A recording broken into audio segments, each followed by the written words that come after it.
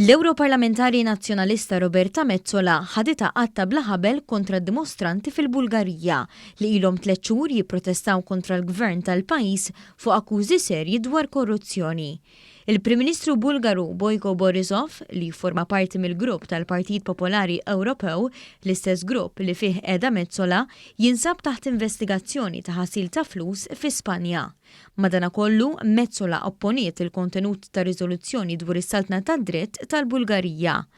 Rapporti fil-medja Bulgara kritikaw l-aġir ta' Metsola li hija membru fil-Kumitat tal-Parlament Ewropew għal-Libertajiet Ċivili u l-Ġustizzja. Fil-waqt li ġie rapportat li d-dimostranti fosthom familji bit-tfal u anzjani qed jieħdu sehem fi protesti paċifiċi kontra l-gvern korrott tal-Bulgarija, Metsola akkużat lil dawn l-istess dimostranti li huma finanzjati mill-mafja. Dawn l-istess dimostranti kienu anki msawta, umiljati u anki arrestati mill-pulizija.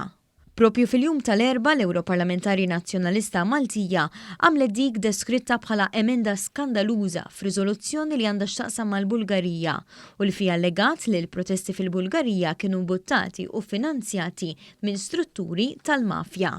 Jirriżulta li meta Metsola kienet imwissija li se taffaċċja proċeduri legali fuq din l-allegazzjoni li għamlet, hija waqgħet l-emenda li kienet oriġinarjament għamlet. Minkejja dan hemm sensiela ta' emendi oħra li Metsola żammet bilan li tbenġel il-problemi vera li hemm fil-Bulgarija.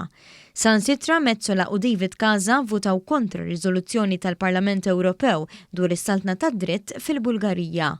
L-azzjonijiet ta' Metsola kontra n-nies tal-Bulgarija ġew rapportati bi prominenza mill-medja Bulgara, bosta jikkritikawha u jappellawla biex tbiddel l-atteġġament tagħha kontra n-nies li qed jipprotestaw kontra l-gvern tal-pajjiż deskritt bħala wieħed korrott.